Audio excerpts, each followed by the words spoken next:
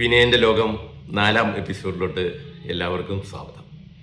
3 episode കഴിഞ്ഞപ്പോൾ എനിക്ക് വരുന്ന മെസ്സേജുകളിൽ കൂടുതലും എന്താണ് ഈ സിനിമയിലെ ഇഷ്യൂസിനെ പറ്റി പറയാൻ താമസിക്കുന്നത്, അവിടുത്തെ വിലക്കിനെ പറ്റി കൂടെ നിന്നിട്ട് നിങ്ങളെ ബുദ്ധിമുട്ടിച്ചവരെ പറ്റിയൊക്കെ പറയണം.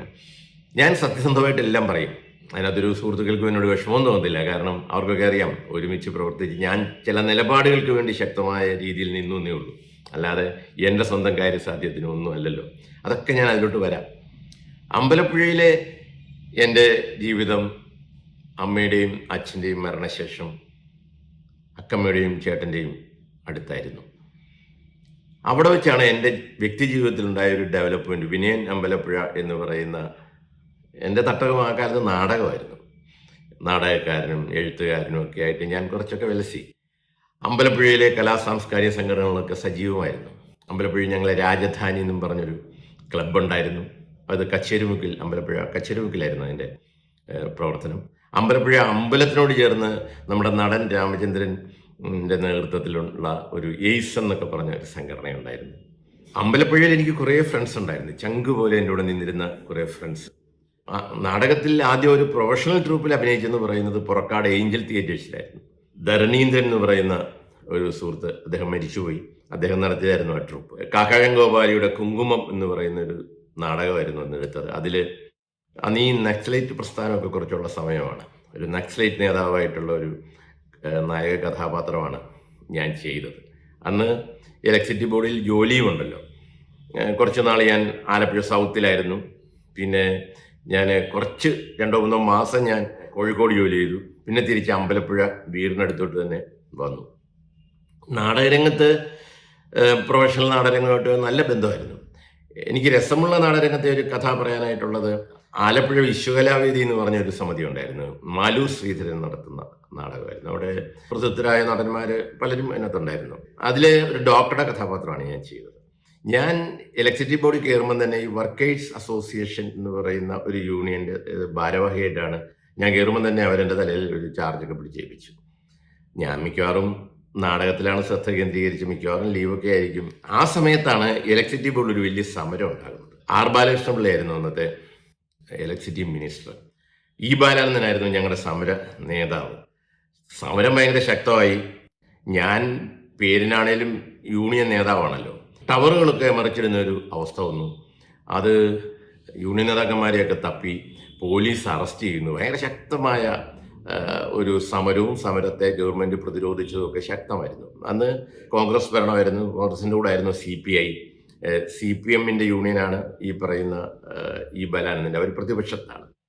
അങ്ങനെ ഞാൻ പോലീസിൻ്റെ ഒരു ഇഷ്യൂ വന്നപ്പോൾ ഒളിവിൽ പോകേണ്ട ഒരു അവസ്ഥയുണ്ട്. എല്ലാവരും അറസ്റ്റ് ചെയ്യും. അങ്ങനെ അറസ്റ്റ് ചെയ്തകത്ത് പോയി ചുമ്മാ ഇരിക്കേണ്ട കാര്യമില്ലെന്ന് വെച്ചിട്ട് ഒളിവിലൊക്കെ പോയി.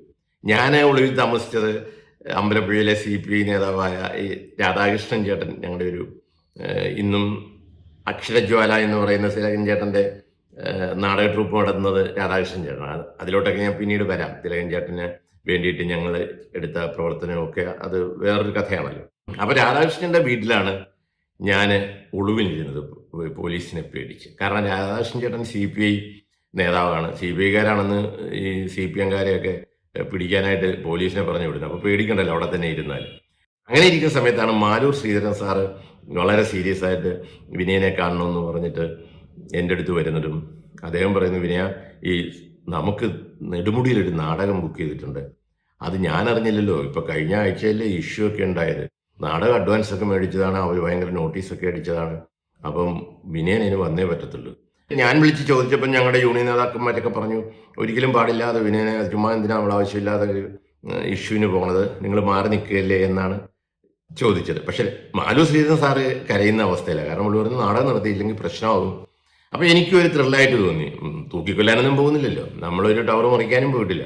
അപ്പോൾ പിന്നെ പോയാലെന്താ. അങ്ങനെ ഞാൻ രാധാകൃഷ്ണനോടൊക്കെ പറഞ്ഞിട്ട് ഈ പറയുന്ന നെടുമുടിയിൽ നാടകം കളിക്കാൻ പോയി. നാടകം കളിക്കാൻ അവിടെ ചെല്ലുമ്പം തന്നെ എൻ്റെ സുഹൃത്തുക്കളൊക്കെ പറയുന്നുണ്ട് വേണ്ടായിരുന്നു, പകരം ഒരാളെ പഠിച്ചെടുപ്പിക്കാൻ പാടാണ്, മെയിൻ കഥാപാത്രമല്ലേ, ഒത്തിരി ഡയലോഗ് ഉണ്ടല്ലോ. അങ്ങനെ നാടകം തുടങ്ങി. നാടകത്തിൻ്റെ ഈ സ്റ്റേജിൻ്റെ മുന്നിൽ ക്രൗഡിലൊക്കെ പോലീസുകാരൊക്കെ നിൽപ്പുണ്ട് കേട്ടാ. നമുക്കുള്ളിൽ ഭയമുണ്ട്. നാടകം കഴിഞ്ഞു. എനിക്കതൊരു ബുള്ളറ്റ് ഉണ്ടായിരുന്നു. ഞാൻ ആ ബുള്ളറ്റിൽ കയറി അവിടുന്ന് പോകുന്നതും നെടുമുടി SI അവിടെ വന്നിട്ട് ഇങ്ങനെ വിനയൻ എന്ന് പറയുന്ന ഒരാൾ നാടകത്തിൽ അഭിനയിച്ചോ, അയാൾ അവിടെ പോയി, അയാൾ ഇവിടെ ഉണ്ടായിരുന്നു എന്നൊക്കെ ചോദിച്ചു. പക്ഷേ അയാൾ അഭിനയിച്ചിട്ട് പോയെന്ന് പറഞ്ഞു. പിന്നെ രാധാകൃഷ്ണൻ്റെ വീട്ടിലോട്ടൊന്നും അന്ന് പോലീസ് വരത്തില്ലാത്തതുകൊണ്ട് ഞാൻ ആ ഇഷ്യൂവിൽ അകപ്പെട്ടില്ല. അതെനിക്ക് എന്നും ഓർക്കുമ്പം നമ്മുടെ ഒളിവിലെ ഓർമ്മയെന്നൊക്കെ പറയുന്ന കണക്ക് ഒളിവിലിരുന്നുകൊണ്ട് പോയി നാടകം കളിച്ച ഒരു സംഭവം ഇന്ന് എൻ്റെ മനസ്സിലുണ്ട്. നാടകത്തിൽ എനിക്ക് ഒരിക്കലും മറക്കാൻ പറ്റാത്ത ചില എക്സ്പീരിയൻസ് ഒക്കെ ഉള്ള ആളാണ്. കാരണം ഞാൻ ആലപ്പുഴ ഉദയകല എന്നൊരു സമിതിയിൽ അഭിനയിക്കുന്ന വളരെ വളരെ യാദൃശ്യമായ ചില സംഭവങ്ങളുണ്ടായി. ഞാനന്ന് ആലപ്പുഴ സൗത്തിൽ ഇലക്ട്രിസിറ്റി ബോർഡിൽ വർക്ക് ചെയ്യുകയാണ്. അന്ന് മാർക്സിസ്റ്റ് പാർട്ടി ഒരു ട്രൂപ്പ് ഉണ്ടാക്കി. അതായത് KPSC പോലെ അവർക്കൊരു ട്രൂപ്പ് ഉണ്ടായാൽ എന്താണെന്നുള്ളൊരു ചിന്തയിലാണ് അന്ന് ജില്ലാ കമ്മിറ്റി, അന്ന് KK കുമാരൻ എന്ന് പറയുന്ന സഖാവാണ് ആലപ്പുഴ ജില്ലാ സെക്രട്ടറി. നൊമ്പരം കൊള്ളുന്ന കാട്ടുപൂക്കൾ എന്നൊരു നാടകമാണെന്ന് അവതരിപ്പിച്ചുകൊണ്ടിരുന്നത്. അതിലെ നായകൻ വക്കം ഷക്കീറായിരുന്നു. വലിയ നാടക ട്രൂപ്പും വലിയ സെറ്റപ്പും ഒക്കെ ആയിരുന്നു. അപ്പം അതിൽ വക്കം ഷക്കീറിന് പെട്ടെന്ന് എന്തോ അസൗകര്യമുണ്ടായി. NGO യൂണിയൻ്റെ ഒരു നാടകം കളിക്കേണ്ട അന്ന് ഷക്കീർ നാടകത്തിലില്ല. എൻ്റെ അടുത്ത് വന്നിട്ട് നമ്മുടെ കോട്ടക്കൽ വിശ്വനാഥൻ എന്ന് പറഞ്ഞ ആലപ്പുഴയിലെ CPIM-ൻ്റെ ഒരു നേതാവും വലിയ സാംസ്കാരിക പ്രവർത്തനമൊക്കെയാണ്. പുള്ളി പറഞ്ഞു, അപ്പം ഞാനൊരു പെർമനൻ്റായിട്ട് വലിയ നാടകമുള്ള ട്രൂപ്പിലൊന്നും ഒന്ന് അഭിനയിക്കാറില്ല. കാരണം അത് ജോലിയുമായിട്ട് പ്രശ്നമാകും. അങ്ങനെ എനിക്ക് പോകാൻ പറ്റില്ല. ഒത്തിരി നാടകങ്ങളൊന്നും ഇല്ലാത്ത ട്രൂപ്പിൽ പോവുകയാണ് എനിക്കിഷ്ടം. വിശ്വൻചേട്ടൻ എൻ്റെ അടുത്ത് വന്ന് പറഞ്ഞു, വിനയന് ഇങ്ങനൊരു ഇഷ്യൂ ഉണ്ട്, നമ്മളെ സഹായിക്കണം. വൈകുന്നേരമാണ് നാടകം കളിക്കേണ്ടത്. രാവിലെയാണ് ഈ പറയുന്നത്, രാത്രി 10 മണിക്കാണ് നാടകം. അതിനകത്ത് ത്രൂ ഔട്ട് കഥാപാത്രം ഒരു ഫോറസ്റ്റ് റേഞ്ചറുടെ കഥാപാത്രമാണ്. അതിനകത്ത് ഈ പറഞ്ഞ കണക്ക് ഒറ്റപ്പാലം അപ്പൻ, സക്കീർ ഹുസൈൻ എന്നൊക്കെ പറഞ്ഞ വളരെ പ്രമുഖരായ നടന്മാരും ഒക്കെ ഉള്ളതാണ്. ഞാനും ഈ പറഞ്ഞ കണക്ക് ഈ ചലഞ്ച് ഏറ്റെടുക്കുക എന്ന് പറഞ്ഞൊരു രസമാണല്ലോ അന്ന്. അപ്പം ഞാൻ പറഞ്ഞു ഓക്കെ ഞാൻ നോക്കാം എന്ന് പറഞ്ഞിട്ട് ഈ നാടകത്തിൻ്റെ ഈ പോർഷൻ എഴുതിയ ബുക്ക് മേടിച്ചു. എന്നിട്ട് അവരുടെ കൂടെ ക്യാമ്പിൽ ചെന്നിരുന്നിട്ട് ഈ ഡയലോഗൊക്കെ പറഞ്ഞു പഠിച്ചു. ഇപ്പോഴും ഞാൻ ആലോചിക്കുന്നുണ്ട്, ഞാൻ ആ നാടകത്തിൽ തൃശ്ശൂർ കളിച്ചപ്പോൾ ഞാൻ വിൻ ചെയ്തെന്നാണ് എല്ലാവരും പറയുന്നത്. പക്ഷേ ഓപ്പോസിറ്റ് കക്ഷി കുടുങ്ങിപ്പോയി. കാരണം ഡയലോഗൊക്കെ എൻ്റെ കയ്യിൽ നിന്നിട്ട് പറഞ്ഞു. അതിന് കൗണ്ടർ ഡയലോഗ് അവർ തപ്പേണ്ടി വന്നു. കാരണം അങ്ങനെയുള്ള നാടകത്തിൻ്റെ ഡയലോഗ് പോകണം. അങ്ങനെയാണ് നൊമ്പരം കൊള്ളുന്ന കാട്ടുപൂക്കൾ കഴിഞ്ഞിട്ട് അടുത്തൊരു നാടകം ഈ ഉദയകല എടുത്തത് NB തിരുക്കുറമ്പിള്ള സാറിൻ്റെ നാടകമായിരുന്നു. അന്ന് NB തിരുക്കുറമ്പിള്ള സാറിനെ പാർട്ടിയിൽ നിന്നൊക്കെ മാറ്റി നിർത്തിയിട്ട് തിരിച്ചു വന്ന സമയമായിരുന്നു. ആ നാടകം എഴുതി അവതരിപ്പിക്കുമ്പോൾ തന്നെ ചെറിയ ഡൗട്ട് അടിച്ചിരുന്നു. അന്ന് VS അച്യുതാനന്ദൻ എന്ന് പറയുന്ന കമ്മ്യൂണിസ്റ്റ് പാർട്ടിയുടെ അന്നത്തെ സെക്രട്ടറിയാണ് അദ്ദേഹം.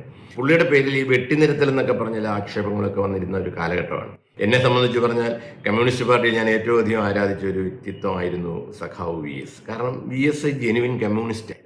യാതൊരു രീതിയിലും അഴിമതിയെ പറ്റിയോ സ്വന്തം സ്വാർത്ഥതയ്ക്ക് വേണ്ടി എന്തെങ്കിലും ചെയ്യുന്നതിനെ പറ്റിയൊന്നും അദ്ദേഹം ചിന്തിച്ചിട്ട് പോലും ഇല്ലാത്ത ഒരാളാണ്. അങ്ങനെ നമ്മൾ ബഹുമാനിക്കുന്ന ഒരാള് ആ കഥാപാത്രം ചെയ്തിരുന്നത് ഞാനാണ്. ഒരു ജുബയൊക്കെ ഇട്ട് കൈയൊക്കെ തീർത്ത് കയറ്റി നാടകം അതിൻ്റെ ഫൈനൽ റിഹേഴ്സലൊക്കെ കംപ്ലീറ്റ് ചെയ്തു. എന്നിട്ട് ഈ പാർട്ടി സെക്രട്ടേറിയറ്റ് മെമ്പർമാർക്ക് വേണ്ടി അത് ഇട്ടു. അന്ന് ഗൗരിയമ്മ പാർട്ടിയിലുള്ള സമയം അവരൊക്കെ കൂടി നാടകം കാണാൻ വന്നു. MN ഗ്രൂപ്പ് വലിയൊരു സദസ്സ് തന്നെ ഉണ്ടെന്ന്. അവരെല്ലാം കൂടി നാടകം കാണാൻ വന്ന് നാടകം കണ്ടു കഴിഞ്ഞിട്ട് റിഹേഴ്സൽ ക്യാമ്പിൽ വെച്ച് അവരെല്ലാം കൂടെ കൂടിയാലോചിച്ചിട്ട് ഞങ്ങളോട് പറഞ്ഞു, ഈ നാടകം കളിക്കാൻ പറ്റില്ല. അവർ പറഞ്ഞ വാക്ക് ഈ നാടകം നിരോധിക്കുന്നു, ഈ നാടകം നമ്മൾ എടുക്കുന്നില്ല എന്ന് പറഞ്ഞു. അപ്പം നാടകസമിതിയുടെയൊക്കെ ഉദ്ഘാടനങ്ങളൊക്കെ കഴിഞ്ഞു. ഈ നാടകസമിതിയുടെ നാടകമാണ് ലാസ്റ്റ് വെച്ചിരിക്കുന്നത്. പാർട്ടിയുടെ ഒരു നാടക ട്രൂപ്പ് എന്നുള്ള നിലയിൽ 100 കണക്കിന് നാടകം ബുക്ക് ചെയ്തിട്ടുണ്ട്. പാർട്ടിയുടെ നാടക ട്രൂപ്പ് എന്നുള്ള നിലയിൽ പല വലിയ നടീനടന്മാരൊന്നും അതിനകത്ത് അഡ്വാൻസസ് ഒന്നും മേടിച്ചിട്ടില്ല. നാടകത്തിൻ്റെ ഉദ്ഘാടനത്തിൻ്റെ തലേദിവസം പറയുകയാണ് നാടകം നിരോധിച്ചിരിക്കുന്നു പറഞ്ഞാൽ ഇവരൊക്കെ ഒരു ആദ്യം മരിച്ച വീട് കണക്ക് വലിയ പ്രശ്നമായി, കരച്ചിലായി. കാരണം അവർക്ക് വേറൊരു ട്രൂപ്പിൽ പോകാനും പറ്റില്ല.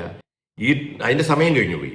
ഈ ട്രൂപ്പ് ഇല്ല എന്ന് പറഞ്ഞാൽ പിന്നെ അവർ പട്ടിണിയാണ്. അവരൊന്നും അഡ്വാൻസ് മേടിച്ചിട്ടില്ല. അന്ന് ആലപ്പുഴയിലുള്ള വിശ്വനാഥൻ നടത്തുന്ന ഒരു ഭീമാ ഗാർഡൻ ഉണ്ട്. അവിടെ ആ ഹോട്ടലിൽ ആ ലോഡ്ജിലാണ് ഞങ്ങളെല്ലാവരും താമസം.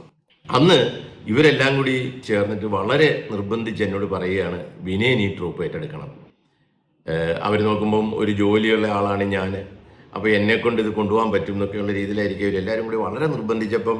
പിന്നൊരു സംഭവം ഉള്ളത്, നമ്മൾ അവിടെ ഒരു സിനിമയിൽ വന്നിട്ട് എൻ്റെ സഹജീവികൾക്ക് വേണ്ടി ഞാൻ ട്രേഡ് യൂണിയൻ തുടങ്ങി എന്നുള്ള ഇഷ്യൂവിലാണ് എൻ്റെ ലൈഫിൽ പ്രശ്നമുണ്ടായെങ്കിൽ ഞാൻ ഇപ്പോൾ തുറന്നു പറയാം, ഞാൻ എൻ്റെ കൂടെ ജോലി ചെയ്തിരുന്ന എൻ്റെ കൂടെ അഭിനയിച്ചിരുന്ന ടെക്നീഷ്യന്മാർക്കും അഭിനേതാക്കൾക്കും ഒക്കെ വേണ്ടിയിട്ടാണ് ആ ട്രൂപ്പ് അങ്ങനെ ആ വർഷം ഏറ്റെടുത്ത് നടത്തിയാലോ അടുത്ത വർഷം അവർക്ക് വേറെ ട്രൂപ്പിലോട്ട് പോകാമല്ലോ എന്ന് തീരുമാനിച്ചത്. അത് പാർട്ടിയിൽ നേതാക്കന്മാരുടെ അടുത്ത് ഞാൻ പറഞ്ഞു, എനിക്ക് ഈ നാടകത്തിൻ്റെ സെറ്റും ഒക്കെ എനിക്ക് തരികയാണെങ്കിൽ ഞാൻ ഈ നാടകം ഏറ്റെടുത്ത് നടത്താം. പറഞ്ഞു, ഈ നാടകം നടത്താൻ പറ്റില്ല, അത് തിരുത്തണം. അത് NP തിരുക്കുറമ്പിള്ള എഴുതുന്നെങ്കിൽ അദ്ദേഹത്തെ കൊണ്ട് തിരുത്തിച്ചിട്ട് ഞങ്ങളെ കാണിക്കണം എന്നൊക്കെ പറഞ്ഞു. ഞാനത് തിരുവനന്തപുരം വരെ പോയി അന്ന് VS നെയൊക്കെ കണ്ട് അതിൻ്റെ സാങ്ഷനൊക്കെ മേടിച്ചു.